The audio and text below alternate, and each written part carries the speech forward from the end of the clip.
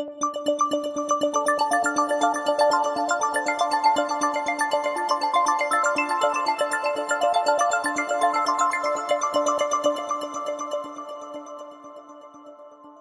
afternoon, ladies and gentlemen, and welcome to the second, albeit unexpected, presentation by the Distinguished Speaker Series this year. We are honored to have with us today Steve Jobs, the President and Chief Executive Officer of Next Computer Corporation. Steve has consistently been one of the computer industry's foremost entrepreneurs. Along with partner Steve Wozniak, their entrance into the industry was via the traditional entrepreneur route of building computers in a garage. Such an inauspicious start, however, saw the creation of Apple, a formidable challenge to IBM in the personal computer market. A true visionary, Steve was known at an early age for his belief that a PC could be put on every desk and made simple enough for use. Educationally, he had the right credentials to make it big in the computer industry because he dropped out of Reed College. As Apple grew, the founder's original interest and the growing corporate culture diverged. Both eventually left Apple to reestablish their entrepreneurial roots. In 1985, Steve founded a new computer company, Next Corporation, to design a revolutionary computer called the Cube. Targeting the high-end workstation market, Next has found the going tough against entrenched competitors such as Sun Microsystems. However, with 1991 revenues hitting 127 million, business has grown substantially. With the backing of Ross Perot, Next shouldn't be short of funds in the future, or in a more unlikely scenario, a friendly year in the White House. The current plans for Next Computer involve a public offering, possibly in the next 14 months. We hope to hear today just what a good investment that should be. Steve has consistently been recognized for his contribution to America's largest high-tech industry. Most recently, he was appointed to the President's Export Council last August, with a role to advise on government policies and programs that affect trade performance.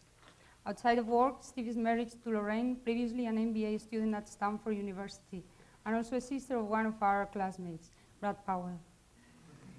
The couple met when Steve gave a similar speech to this afternoon at Stanford, days before the big area earthquake. Let's hope the history doesn't repeat itself. Ladies and gentlemen, we are extremely grateful for Steve to giving up his time to be with us this afternoon. Would you please give a warm welcome to our distinguished guest, Steve Jobs.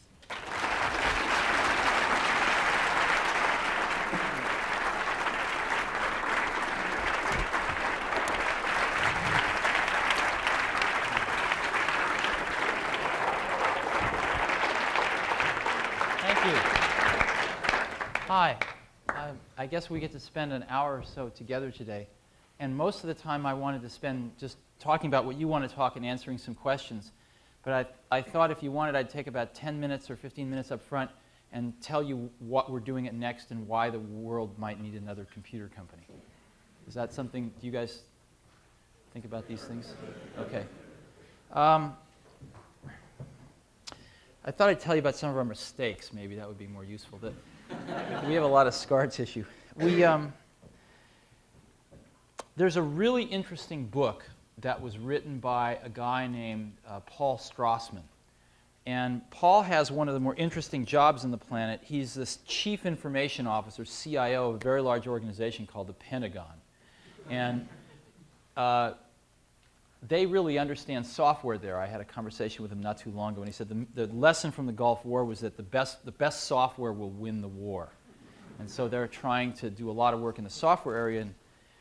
And, he wrote a book, though, before he got this job called The Business Value of Computers. And it's rather thick, and it's not good bedtime reading, but you can plow through it, and there's some incredible stuff in it. And he asked two questions in particular. One was he surveyed a bunch of companies from not very successful all the way up through really successful. And there's somebody taking notes here. And he asked how much they spent on information technology as a percentage of revenues. And he got a very counterintuitive answer, right? You'd think that either the really successful companies would either spend more or less than the not successful companies, depending on your theory. But it was exactly the same. They all spent about 2% of revenues on information technology. And he found this curious. And so he asked another question: how do they spend their money? And he found out that the really successful ones, or actually let's start with the not so successful ones, as success increases and dollars increase, he found out that the not so successful ones spent the majority of their money on management productivity, and the more successful ones spent the majority of their money on operational productivity applications, right? Now, this was not very pleasant for me to read because I spent the first 10 years of my life on management productivity, which was PCs, right? PCs and Macs never attacked operational productivity. They just attacked management productivity. Why is that? Because you can't go down to your local computer store and buy an app that will help you do stock trading, or will help you run a hospital, or will help you in whatever operational part of your business you want to automate, right? Unless you're a very, very small business, then you could run some accounting packages. But other than that, if you're a medium-sized or large business, these things never attacked operational productivity. So we zoom out and we say, how have people attacked operational productivity with information technology? Well, in the 60s, they bought a mainframe and they got some terminals and a bunch of COBOL programmers and they wrote a few apps. And most of them were kind of backroom apps. And it sort of worked for the very few that could afford to do this. In the 70s, they got a mainframe and some terminals, and they did the same thing. And a few of them got a few mini computers and terminals and tried to do it a little cheaper. In the 80s, nothing changed. Mainframe and terminals, minis and terminals, until maybe about 2 or 3 years ago.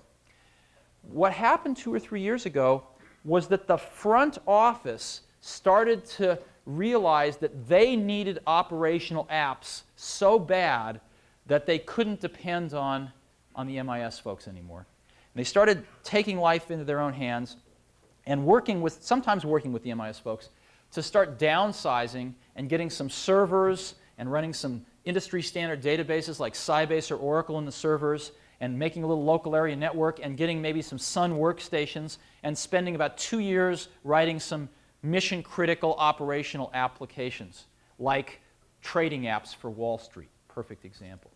And it kind of worked. And the reason that they needed to do this was because more and more they were discovering that things like new products required a custom operational application. An example, if you're in financial services and you come up with a new product, it's only 3 things.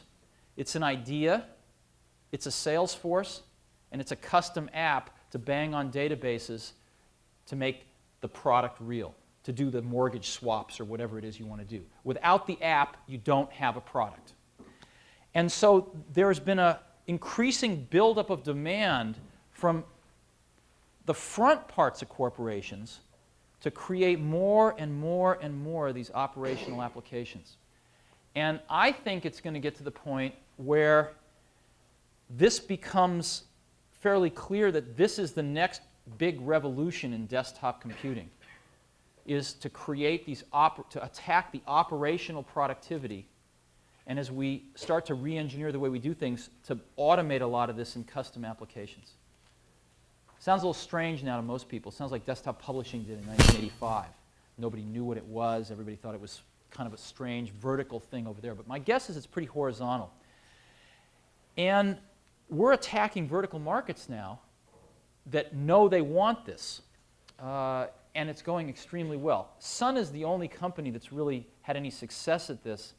And we're knocking them out of the box because we came up with this software called NextStep, which lets you build apps 5 to 10 times faster than anything anyone's ever seen. And after you build them, they're deployable and usable by mere mortals because it's really easy to use, this computer. And you can interoperate your custom apps seamlessly with a bunch of off-the-shelf productivity apps. So we go to these companies that use Suns and take 2 years to write their apps, or are thinking about using Suns, and they can write their apps in about 90 days on a Next. Now, if you're on Wall Street and you can create a new product in 90 days versus your competitor in 2 years, that's 8 new products you can field for their every one. And you can start to see the competitive advantage that can be created this way. Now, we had no idea that we were any good at this when we started Next. A lot of times you don't know what your competitive advantage is when you launch a new product. Let me give you a historical example. When we created them, how many of you guys use Macs? Any of you? Good. How many of you have seen a Next? Oh, how many of you use a Next? Oh, that's not so bad. We'd like to change that ratio. We're on the right track anyway.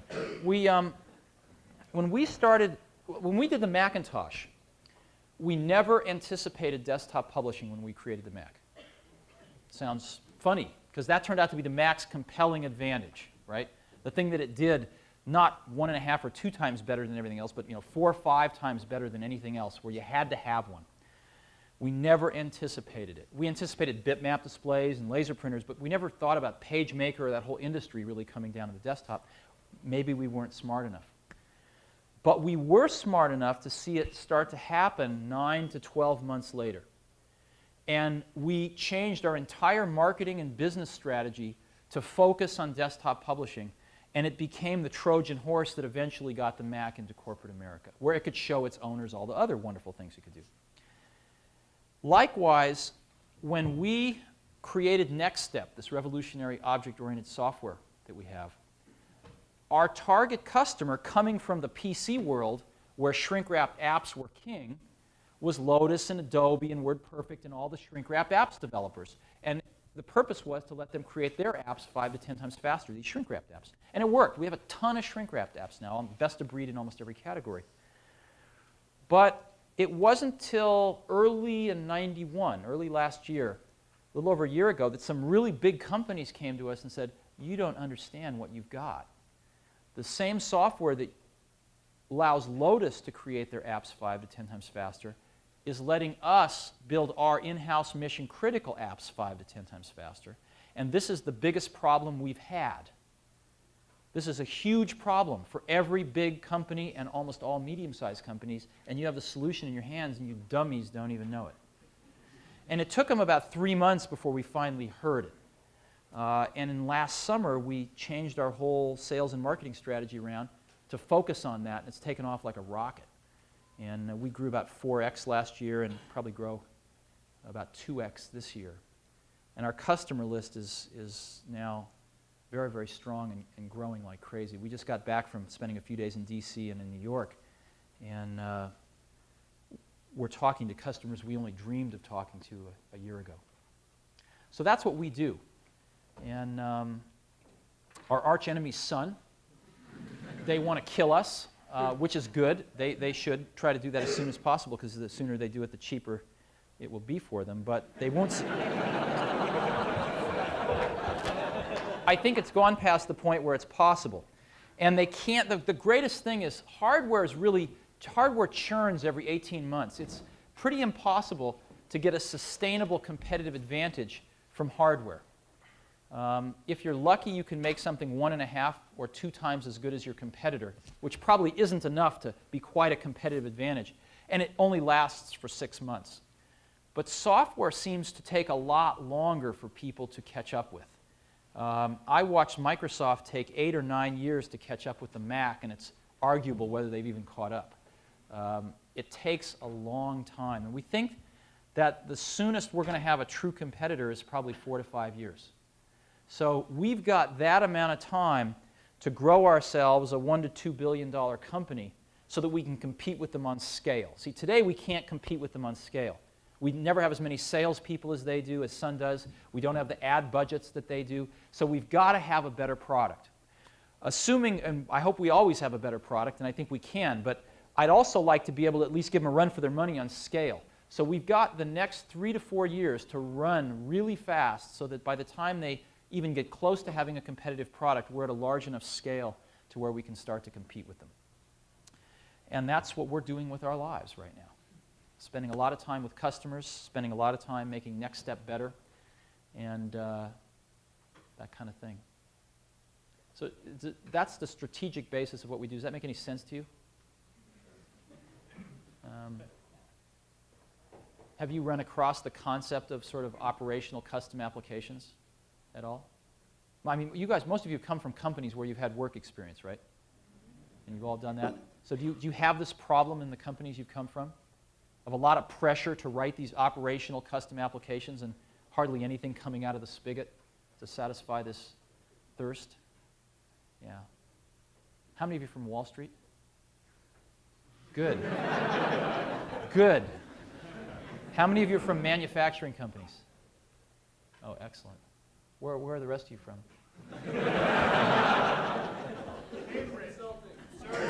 Oh, how many from consulting? Oh, that's bad. Yeah.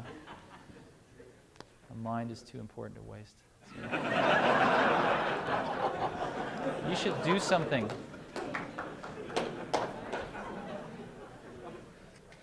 Wait, why is that bad if a consultant can come into a company and use your system and basically build their applications in ridiculously short amounts of time and show them a working product? The only consultants I've seen that I think are truly useful are the ones that help us sell our computers. But other than that, no, seriously, I don't think there's anything inherently evil in consulting. I think that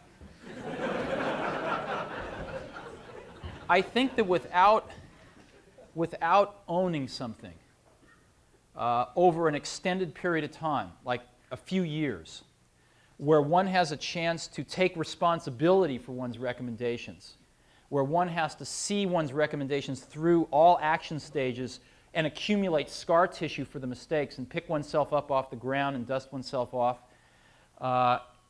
one learns a fraction of what one can. You're coming in and making recommendations and not owning the results, not owning the implementation, I think is a fraction of the value and a fraction of the opportunity to learn and get better. And so what you do get a broad cut at companies, but it's very thin. It's like a picture of a, I'm a vegetarian, so I won't use steak, but it's like a picture of a banana. You might get a very accurate picture, but it's only two-dimensional. And without the experience of actually doing it, you never get three-dimensional. So you might have a lot of pictures on your walls. You can show it off to your friends. You can say, oh, look, I've worked in bananas, I've worked in peaches, I've worked in grapes, but you never really taste it. And I think that's what I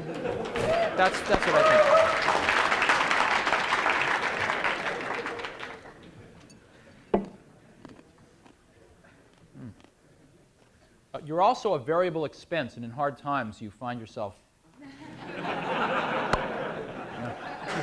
variable, right? Yes.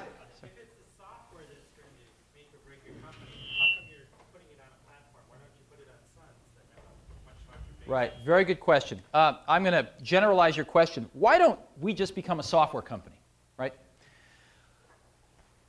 It's a very good question. It's a subtle question. I'm going to try to go through several things, and I'm sorry if I jump around. We got a lot of requests from customers last year that they would love to see NextStep on other platforms, and primarily Intel-based platforms, like the 486. So we decided to do just that, and we have ported NextStep to the 486, and we're finishing it now, and it'll ship in the September-October timeframe. And it's exactly the same stuff we run on our own computer. And same apps, same user interface, same training, same development environment. And we're going to sell it for $9.95, and we're OEMing it to a bunch of companies whose names you'll recognize quite easily, and OEMing it to them at a much cheaper price. And everybody's coming out of the woodwork to help us. We're getting help from Novell. We're getting help from all the developers. Intel's really helping us. And they really want us to succeed. Why is that? Right.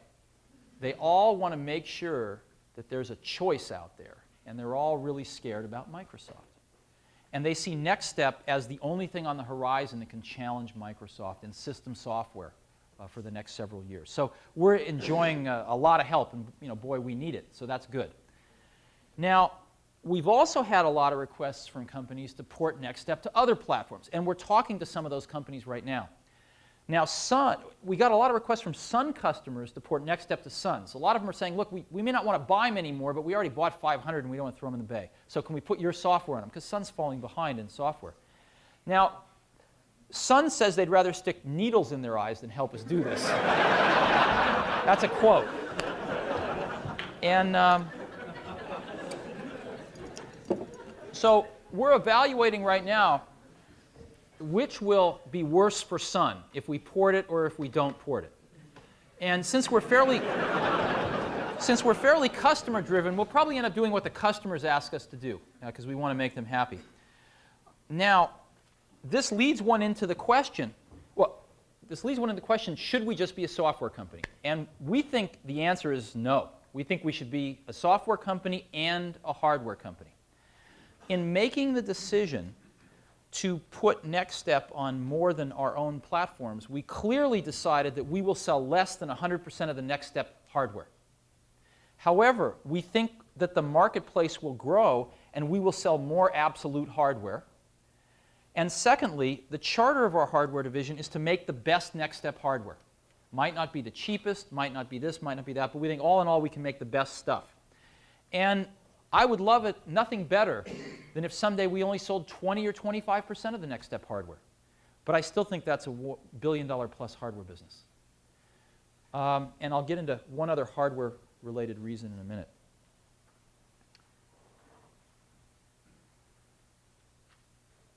There's some things I can't talk about here, but it's...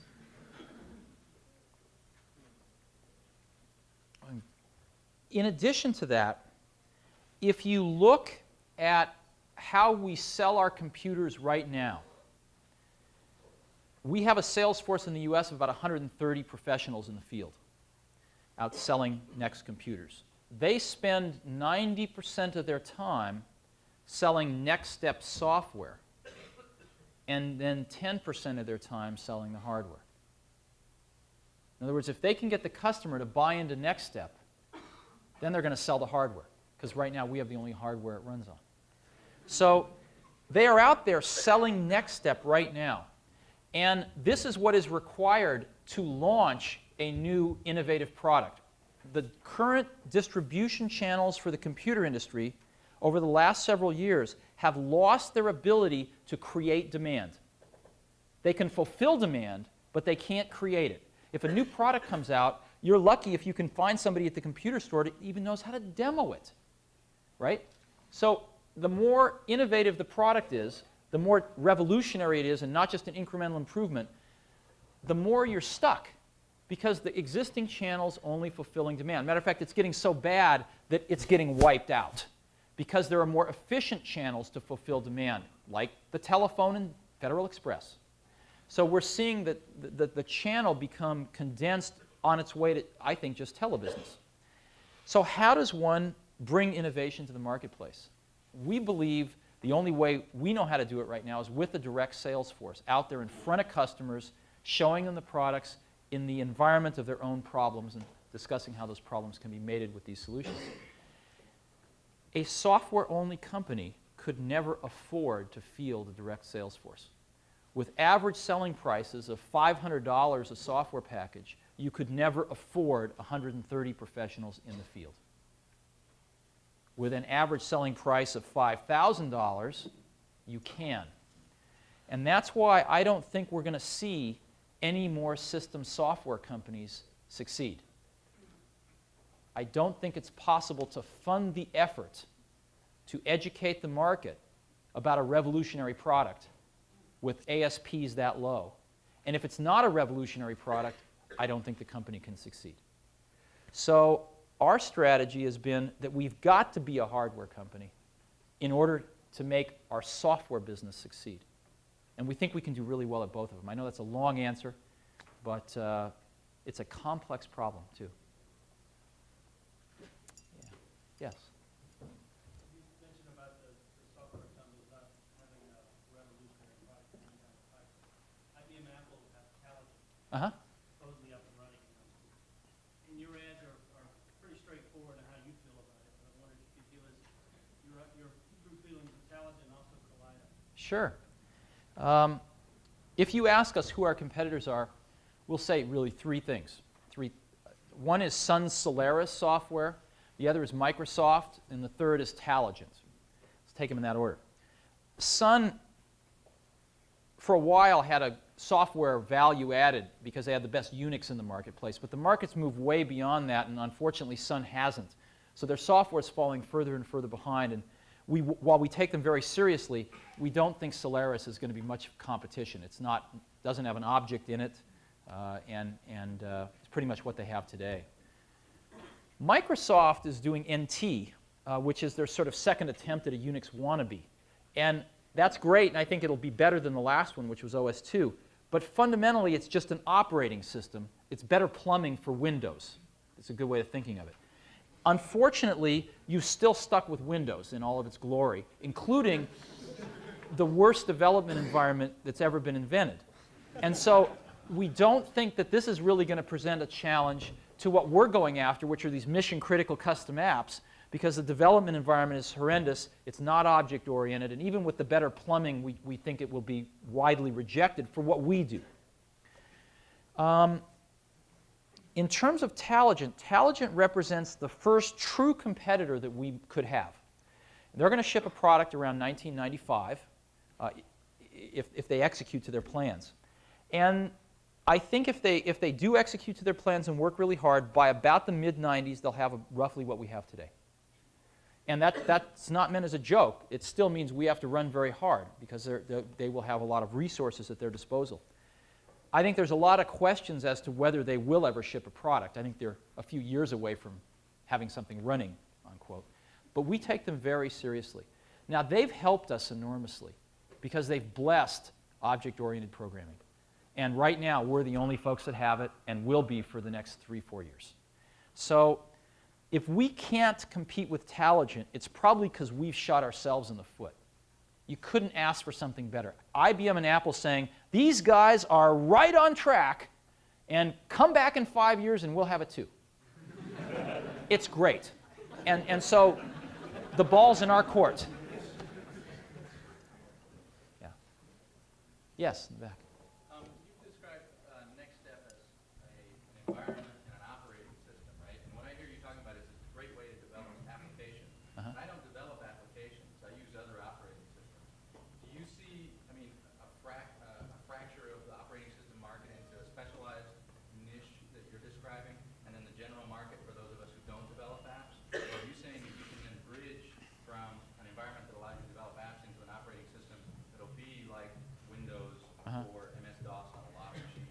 Well, let's get our terminology straight. We look at NextStep as an operating environment, much more than an operating system. The Unix, which is our operating system, is 10% of NextStep. So in these modern operating environments, when you develop a custom app in NextStep, it doesn't run on the Mac or on Windows. Can't. You need all the objects that come with NextStep to make it work. And let me go into a little detail there. How many of you are technical here? A lot. Okay, great. Well, we've discovered something. You don't write code any faster in NextStep than you do in any other operating and development environment that we know of. However, to do a particular app on average, you write about 20% of the code that you do in any other development environment we know of. About 20% of the code than in Sun or in anything else. So the code that's the fastest to write, the code that's the easiest to maintain, and the code that never breaks is the code you don't write. So that's our strategy. Write a lot less code. And one of the ways, the way we do this is we enable the developer to use a lot of objects that others have written. We ship 6 years' worth of objects with NextStep. You can create your own objects for your own company and then reuse them around your developers. And there's now independent third-party companies not selling system software, not selling applications, but selling objects. There's about not quite 10 of them, and it's starting. And I think it's going to be a very big thing. So in order to deliver these apps that are created on NextStep, you have to have NextStep so they can run on top and take advantage of this rich community of objects. And that's why we're porting NextStep to the 486. That's why you'll see NextStep running on several hardware platforms. And will there be a fracturing, if you will? Sure. To some extent there will, and I tend to look at it as a transition. Was there a fracturing when Mac came out? Yes. And there's been more of a transition as people either move to Mac or, in the case of Windows, adopt what's good about the Mac. Same thing's going to happen here. We believe very strongly that the benefits from these object-oriented environments, not only just rapid development, but a much richer user environment. If you use a Next, it's a lot nicer than a Mac or a PC, even if you never developed an app. Other environments will absorb some of those breakthroughs, and more people will use NextStep. And things will tend to balance themselves out over time. But there will be a transition. And our goal is to make sure we're part of it. Yeah. You spoke earlier that your competitive advantage you felt lied in the fact that these companies today were needing development in kind of the operational phases as opposed to the management side. Many companies, though, or some perhaps, outsource their development. How does this change your business strategy? Good question. If our business strategy says that we do a lot of things well, but the tip of our arrow, or our Trojan horse, which is getting us into these large and medium-sized accounts, is our custom application development ability, then our growth is going to be paced, among other things, by the development community available to these companies to develop these apps, right? Now, even though we have shrunk the development time down to a fraction of what it was, still, without developers out there, we're not going to win. Fortunately, most companies have really increased the staffs of good people in their IS departments dramatically in the last several years, last 4 or 5 years. There's now really bright people who know something about computer science in IS departments. And most of the industries we talk to, whether they're healthcare, financial services, even law enforcement, places like that, have on-site developers in their IS teams. If not, there's starting to become a lot of VARs and people out there that we're using in LA or in New York, where I just was. We probably have about 10 independent third-party companies helping parts of Wall Street develop things. So I think that's not going to be a stumbling block. My personal opinion is the number of people in applications development is shrinking. It exploded in the 80s with PCs, but now that industry is consolidating. It's consolidating down to very few companies, and there's a lot of excess people out there that I think are starting to get channeled into some of these other areas. So far it hasn't been a problem, but if you want to do that, please call us and tell us, because we always need more. So, what are you guys all going to do when you get out of here? Are you going to go back to your companies? Is that? How many are you going to go back? How many aren't going to go back? What are you going to do?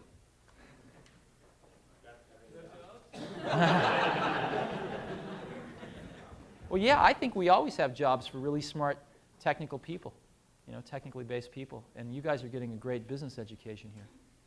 Yeah, we'd love to talk to a lot of you. Yeah, yes, sir. I hope I'm not stepping on any toes here, but Go where ahead. do you think Apple would be had you not left it? And specifically, could it have come out with something revolutionary that they would see? Well, these are deep questions.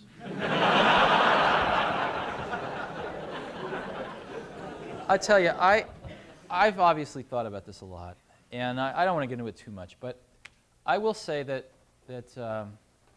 I think everybody lost. I think I lost. I wanted to spend my life there. I think Apple lost. I think customers lost. And having said all that, so what? You go on. It's not as bad as a lot of things. It's not as bad as, losing your arm. Right?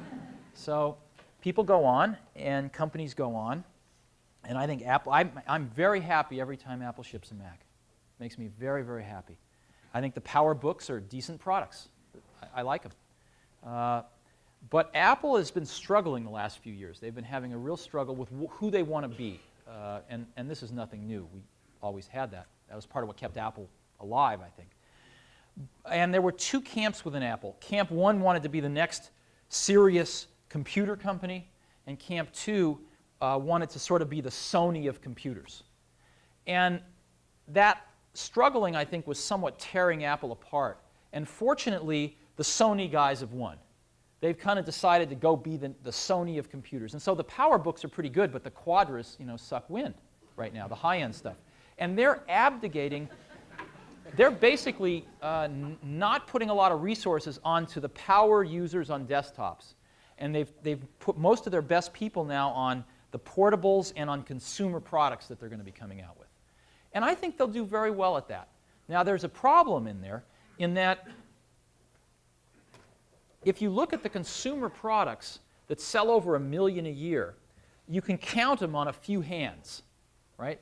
It turns out there's not, I mean, consumer electronics products, not like toothbrushes, but electronics products. And so let's assume they have one of those, right, or two of those. Let's say they have a product that sells $2 million a year and at a $500 ASP to them, so it sells to the consumer at, $7.95 or something like that. That's what, $1 billion, right? $2 million a year, $500 a piece. It's $1 billion. They still have to get the other $7 billion of revenue somewhere. So it's going to be an interesting transition as the ASPs get lower. The volumes have to get much, much higher, and you run into some scale issues when you look out at the consumer electronics industry. Not that it's not possible, and I think it's going to be really interesting to watch. And we also see a lot of that's not quite that clarity of movement, but some movement in the Windows and PC world, again, towards taking what they have now and making it portable, but not giving the top third of the market more power. System 7 on the Mac was supposed to be the second coming, and it wasn't. It turned out to be, an incremental improvement. OS 2 was supposed to take us into new dimensions, and it turned out to be a complete failure. And they're going to throw another $100 million after it just to make sure you all know about it. And so there's a third of those desktops out there that the users and the people that want to deploy more sophisticated apps they're in the desert wanting something to drink. And I think there's a tremendous opportunity to give them some solutions. Now, that doesn't mean that Apple is not going to be successful. It just means they're going to go off in another direction. Who knows what would have happened, had all this not happened.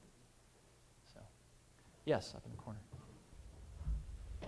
You've talked a lot about Next products. I wonder if you could talk about the management at Next, and if you see it changing at all as you hope go from a $120 million company to a $1 billion company. Sure.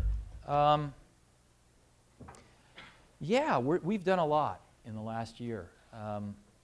The most significant things we did were, one, we hired this guy right here. Mike Slade is our VP of Marketing.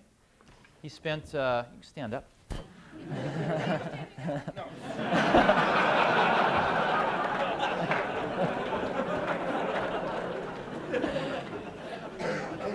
And he's cheap, too.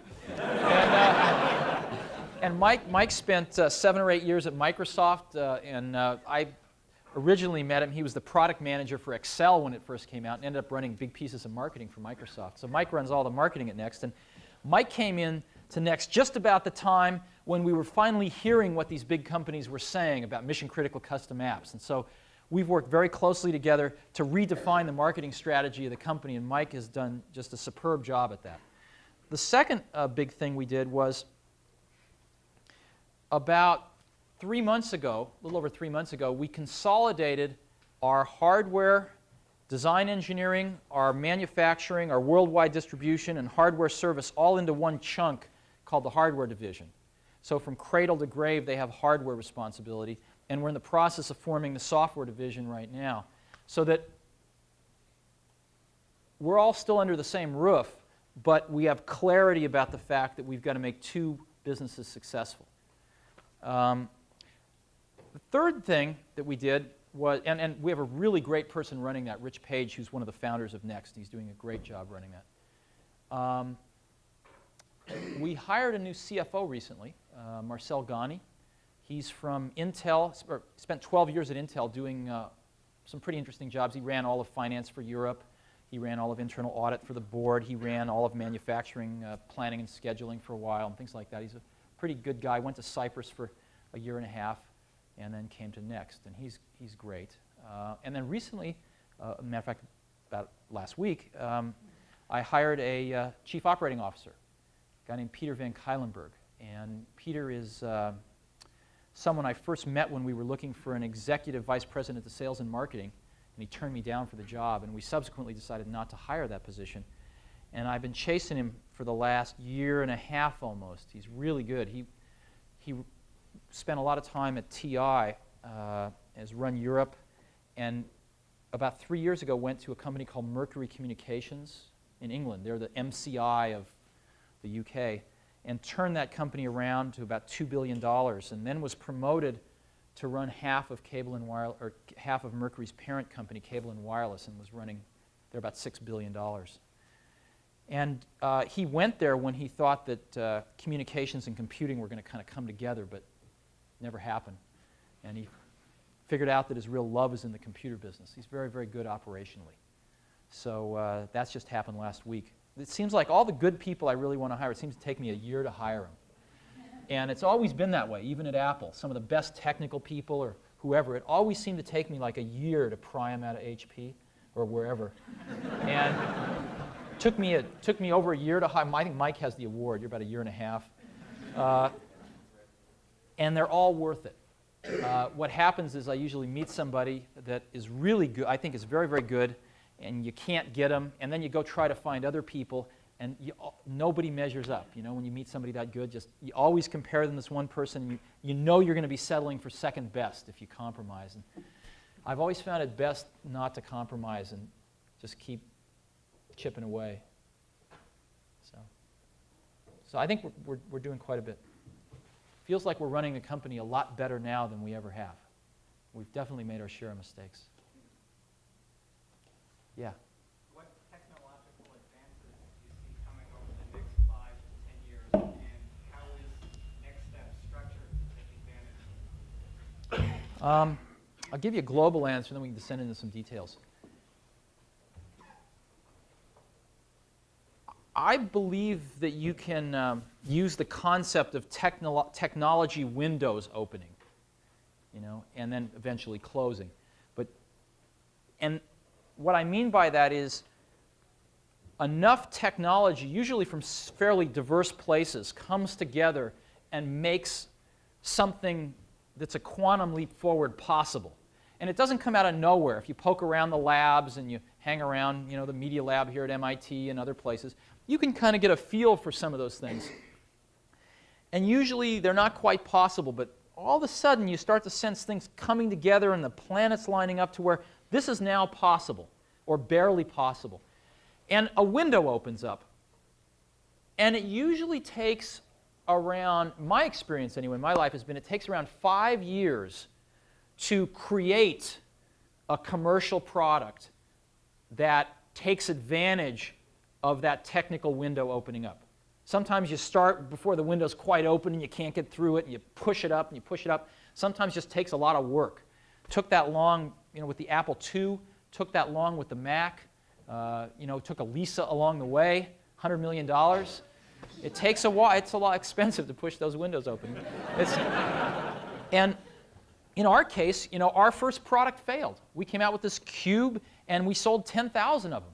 Why? Because we weren't quite there yet, and we made some mistakes along the way, and we had to course correct. You know, Macintosh was a course correction off the Lisa. So with Apple II and III, we did it in reverse. But it takes around 5 years or some number of years like that to realize that window opening. And then it seems to take about another 5 years to really exploit it in the marketplace. And let me give you some examples from my life. Apple II lasted 15 years. 15 years. The hardware churned, but basically it was the same for 15 years. DOS, you know, DOS just passed 10 years. I don't think anyone would disagree that it's going to easily last another 5, right? Unfortunately. And Mac, you know, Mac is 8 years old, right? No question it's going to last another 4 or 5 years, right? These things are hard. It's not, they don't last because it's convenient or even because it's economic. They last because they're really, this is hard stuff to do. And so when we are pushing that window open, I think with our current generation of products, we finally got the window open. After 6 years, it's open. We've got an extremely elegant implementation. And we've got 5 years of work to do to exploit it in the marketplace. And when, we'll peak in 5 years. 5 years, we'll all sit around and say, okay, it's time to get started on the next thing. It's time to get going on the next thing, maybe 4 years from now. But we've got a lot of work ahead of us just to move this thing out and educate the market and continue to refine it based on market feedback. So everything I know about technology windows that are open or just about open is in NextStep, or we're working on it in the labs. And these things generally don't come along independently. They kind of clumps of them come together, has been my experience.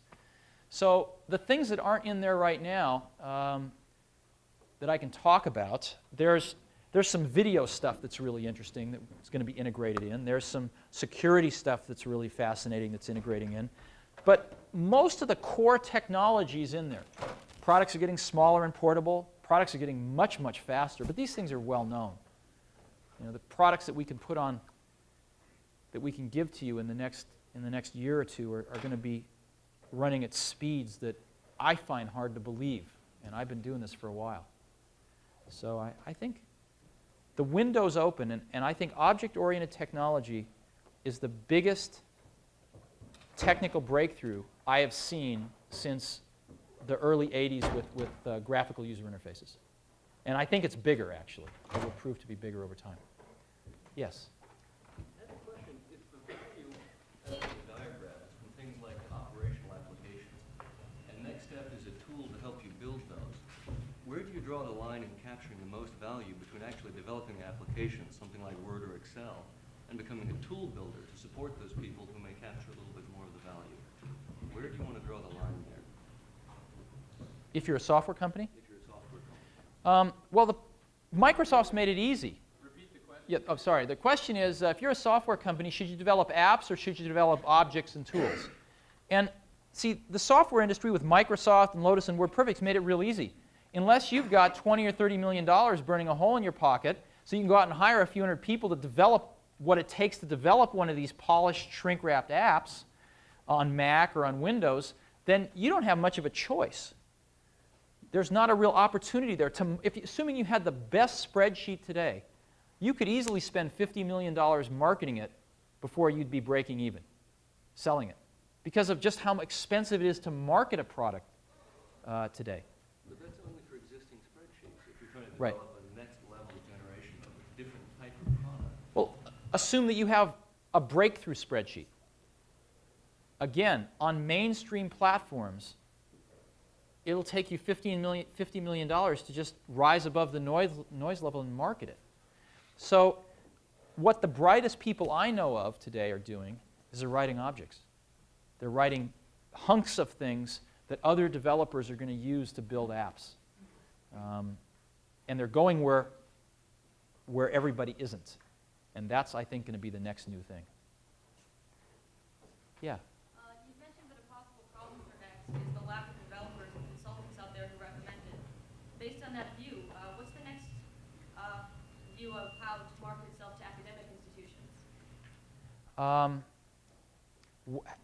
I think your question is, what is our philosophy on marketing our products to higher education? Well, we started off selling only to higher education, which arguably was a mistake. But we've done really well there, and our hearts are there. And we sold a lot of Macintoshes there, too, when we were at Apple. And I think it's a no-brainer. I think you take your products, you discount them as heavily as you can, you sell them into higher education. Higher education is a wonderful place to give you great feedback about how to make your products better and what's wrong with them. And it's a great place to educate bright people that you can hire and that your customers can hire when they graduate. So we do exactly that. We have, I think we're sold on about 350 campuses in the United States. We are clearly the #1 selling workstation across the US, and we're the #2 selling computer of any type at campuses like here, MIT, or Stanford, right behind the Macintosh. We sell more computers at MIT than PCs through the institutional resale engines. So we do as much as we can, and I think it's been pretty effective. What do you think? I mean, for example, Project Athena is going away. Like, the support for IBM and DEC is going. Right. I mean, I'm talking about not just selling computers, I'm talking about establishing a network of an institutionalized system of Next. Well, what's happening is So the Project Athenas didn't succeed for a reason. They didn't succeed because they had a lot of good ideas as a research project, but the people necessary to commercialize those things and make them into real products aren't necessarily the same people that are going to pioneer the ideas at a university like MIT. And so those projects never quite get baked. The recipe's kind of developed, and you make a few samples, and it's pretty good. But the computer industry is pretty advanced, and so other people pick up those ideas and make them into real products, and they kind of leave the research projects in the dust if the researchers drop research and start trying to commercialize stuff. And I can point to 100 examples of that in higher education. So it's probably good that Project Athena has a beginning, a middle, and an end, so that those people don't get stuck trying to do commercial software in an academic environment. It's kind of a mismatch. As far as we're concerned, what we're doing is there's a lot of labs that are being put in higher education, and we're winning almost every one of those. And we really go hard after the labs so that people that can't afford the computers have public access. And most universities now have fairly elaborate campus-wide networks. It's no longer a new cutting-edge thing, and we plug right into those. So I think life's moved beyond where it was a few years ago, where those kind of projects were really important. And the knowledge to do that exists fairly widespread. A few more, yeah. What's the most important thing that you personally learned at Apple that you're doing at Next? Good question.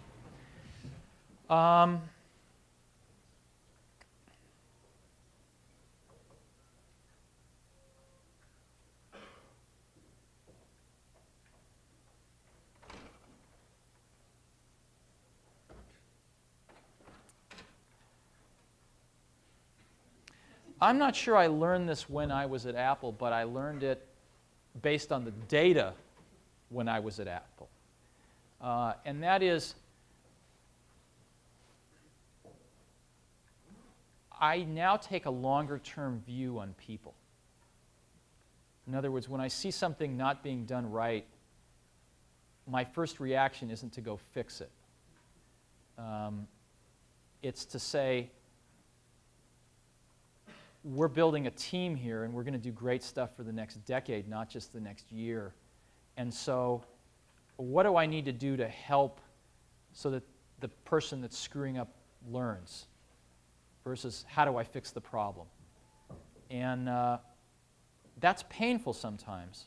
And I still have that first instinct to go fix the problem, but that's taking a longer-term view on people is probably the biggest thing that's changed. And then I don't know, that's, maybe the part that's biological. But yes? To follow up on that question, I wanted to ask you about the management style and specifically how do you resolve conflict within your organization? What's our management style? How do we resolve conflict? I've never believed in the theory that if we're on the same management team and a decision has to be made and I decide in a way that you don't like, and I say, come on, buy into the decision. Buy into it. We're all on the same team. You don't agree, but buy into it. Let's go make it happen. Because what happens is sooner or later, you're paying somebody to do what they think is right, but then you're trying to get them to do what they think isn't right. And and sooner or later it outs, and you end up having that conflict. So I've always felt that the best way is to get everybody in a room and talk it through until you agree. Now, that's not everybody in the company, but that's everybody that's really involved in that decision that needs to execute it. And so that's how we try to run Next. The way we run Next is we have a team at the top we call the policy team. There's 8 people. Mike is on it, I'm on it, we have 6 other people on it. And the key, we have 2 things we try to do. One is we try to differentiate between the really important decisions and the ones that we don't have to make. And the really important ones, we work on it till we all agree. Because we're paying people to tell us what to do. In other words, I don't view that we pay people to do things. That's easy, to find people to do things. What's harder is to find people to tell you what should be done, right? That's what we look for. So we pay people a lot of money, and we expect them to tell us what to do. And so when that's your attitude, you shouldn't run off and do things if people don't all feel good about them. And the key to making that work is to realize there's not that many things that any one team really has to decide. And we might have 25 really important things we have to decide on a year. Not a lot. So that's how we try to run it. Sometimes it works, and sometimes we're still working on it. I can't think of once, maybe there's once or twice, but I can't even recall a time when I've said, damn it, I'm the CEO and we're doing it this way. You know? I can recall a time when I've said, we don't see eye to eye and you're off the team. You know? I've had to say that once or twice over a prolonged period of time when a person has not wanted to go in the same direction we've wanted to go in as a team. It's my job every once in a while to say, hey, you want to go this way? We want to go this way. It's not working. So, but when people are on the team, then we work it out. Yeah? You've kind of chosen this direction, this niche towards the premium product, versus you've discussed Macintosh going into portability and a lot of this portability issue. Do you think portability is exclusive? Can you do that and still do some of the market-driven type stuff as well? I want to come back to your premium product characterization because our products actually cost close to half of what Sun's do. And the reason they do is we have the most automated factory in the industry. And we have a great VLSI design group which designs stuff in a lot less parts. Do you guys, manufacturing, do you care about that? Yes. Yes. We should talk about that in a minute. The industry's bifurcating right now. And what's happening is that the Macs and the PCs as you know them today are all going to be just like this. Hold up your PowerBook. All going to be just like this, only lighter and smaller before very long. And they're taking the technology we have today, not particularly changing it, and getting it off the desktop in portable forms. And they're giving up a few things for that, but nothing terribly profound. However, we're getting all sorts of signals from certain parts of the markets that they want things that are the enemy of that, right? Well, what are they? Well, speed. Speed is the enemy of portability because speed takes power, right? So the kind of speed that our customers want, it would run for 3.5 minutes on batteries. And that's useless. The second thing they want is they want a lot more storage on their disk drives and a lot more memory. Again, the enemy of portability for power and size reasons. Another thing they want is really high-speed networking, right? The radio LANs on these things, at best, are going to go 19.2 kilobits per second. Our customers want 100 megabits per second and higher. You're not going to do that with a radio LAN anytime in the next 5 years. Another thing our customers want is our mix has shifted to like 80% color, and they want true color to do photographs. There is no flat panel color display today that will do photographic quality color. And they want big ones because once you have multitasking and you can run a bunch of things at once, you need a bigger window into this electronic world. When you're using your computer for 2 or 3 hours a day, you don't want to be looking through blinders this big. You want something bigger. So these are all the enemy of that today. And we're working on smaller products for sure, but it's really tough to get both. And we're optimizing for the power because we see a giant hole there for running these mission-critical custom apps, and what people are doing needs more power. So that's what we're optimizing for. Let's talk about manufacturing. How many of you have a manufacturing background? Oh, that's great. I love manufacturing. And what kinds of things? What kinds of companies? You have pharmaceuticals? Any auto people here? Auto? Electronics? Which? TI? Uh-huh. Motorola? Is it true you're sending your manufacturing overseas, or just I heard that rumor too. No, it couldn't be further from the truth. We love manufacturing at Next. And when I was at Apple, I had the good fortune to lead the effort to build the Mac factory. And we designed and built and operated that factory. And it was a real breakthrough. It was the best factory in the industry until we built the one at Next. And we made a lot of mistakes, though. As an example, I remember walking through it.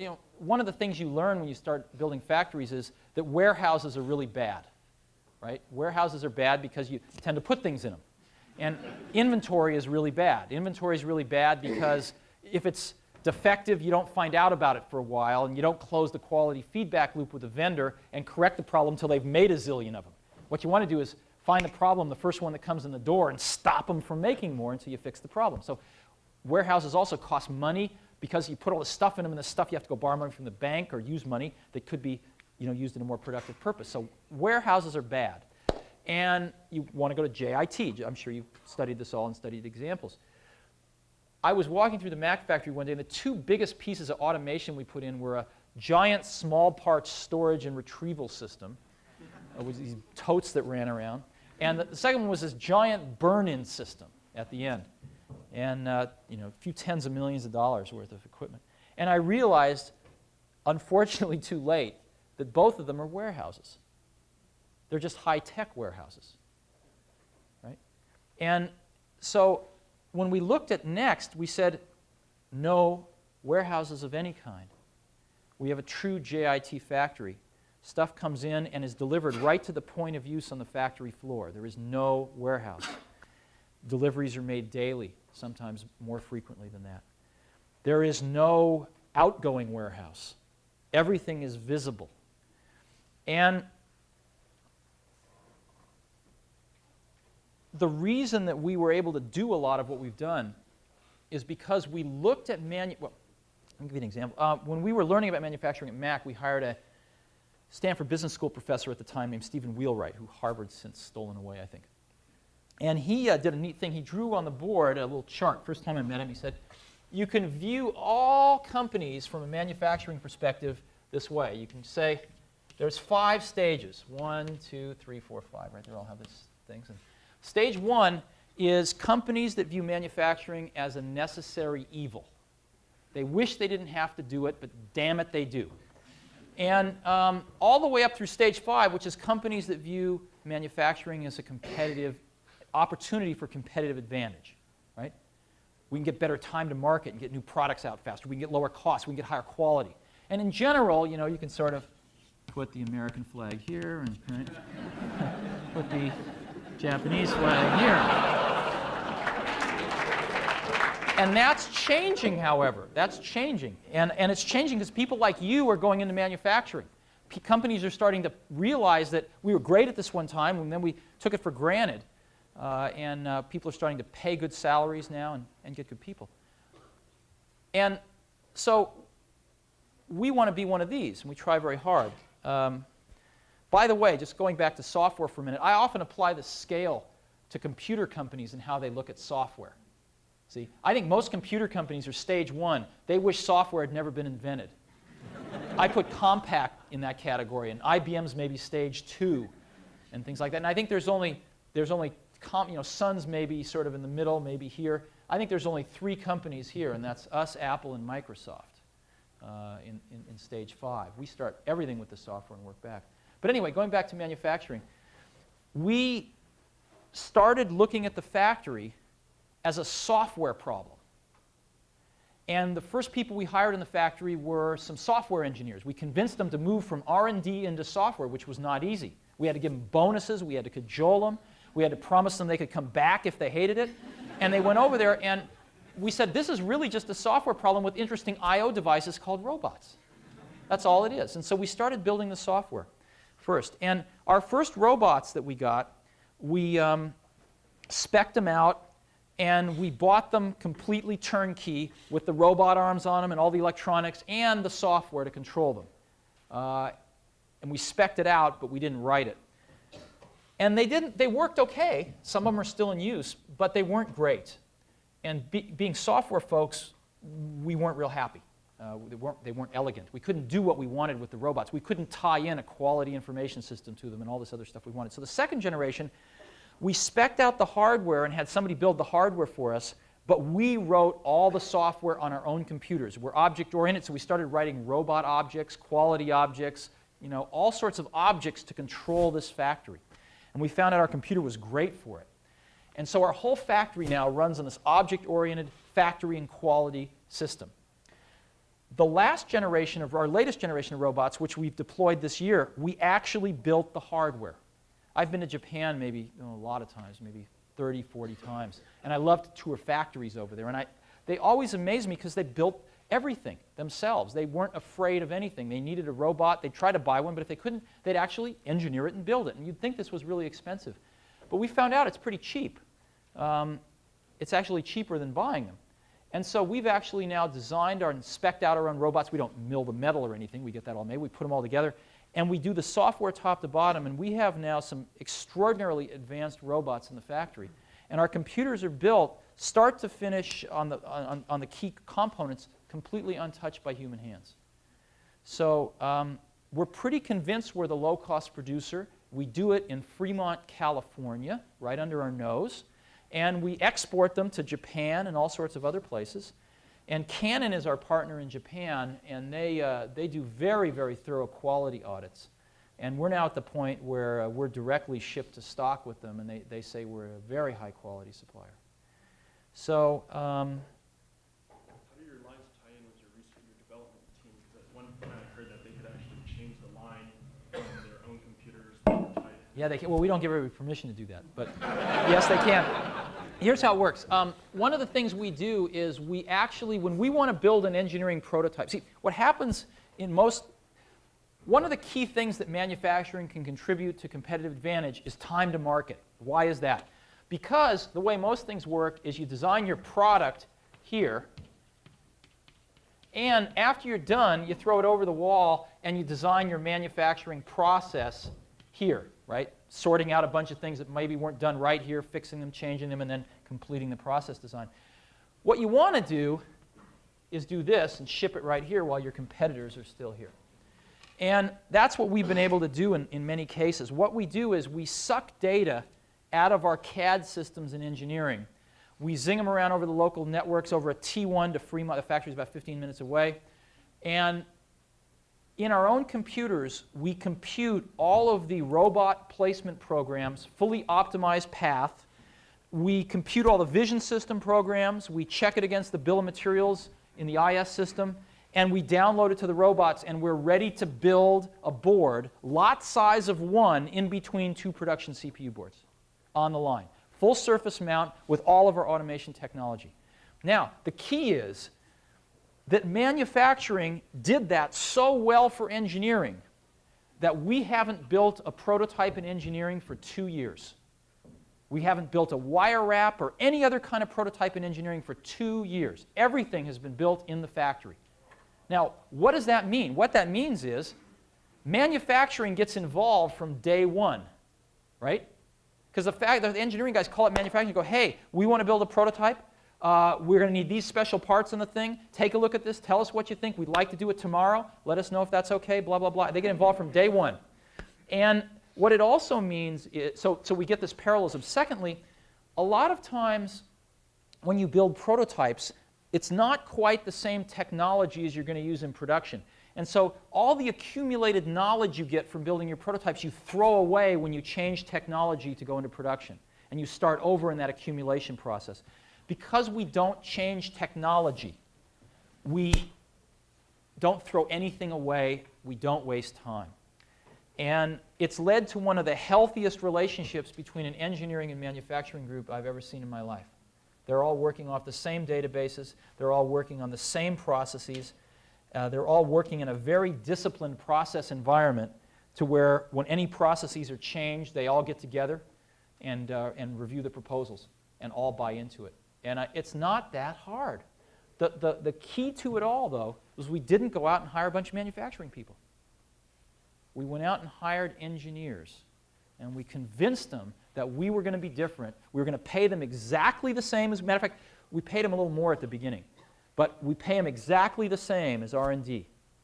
No different. There's migration both directions. Not just from manufacturing into R&D, but both directions.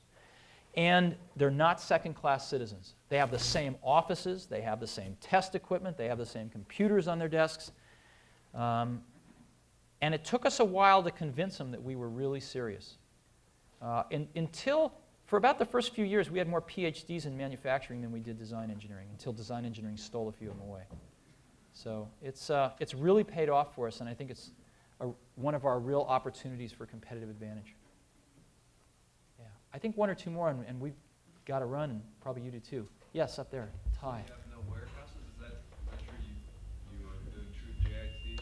Yeah. How are you getting your products or your raw materials? How are we getting our raw materials? Yeah. You mean like what truck line brings them in, or what do you mean? Is it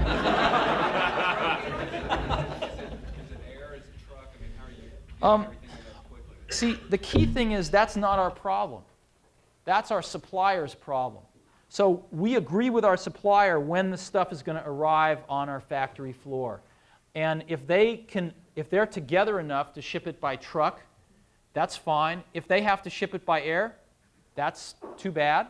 If they want to have a warehouse next to ours because they're not good enough, well, then they have to do that. Now, we're not giant, so we can't go command people to do things. But what's happened is we have a fairly narrow supply base. We don't have 3 billion suppliers. And they see tremendous advantages in working with us. We're pushing our quality information systems back to them. As an example, Motorola is one of our key suppliers. Almost every key supplier has Next computers, and we send them statistical quality information sometimes daily. Daily, off our automated quality information systems on their parts. And those kinds of things are extremely valuable to them. So while we're not Goliath, we're a very valuable David to work with. And so they really bend over backwards to work with us. And we try to push the problems where they belong. If it's our problems, we take full responsibility for them. We own our process. But it's their job to get us zero defect material on time per agreements. And our philosophy is our money doesn't break after we give it to them, so their parts shouldn't break after they give them to us.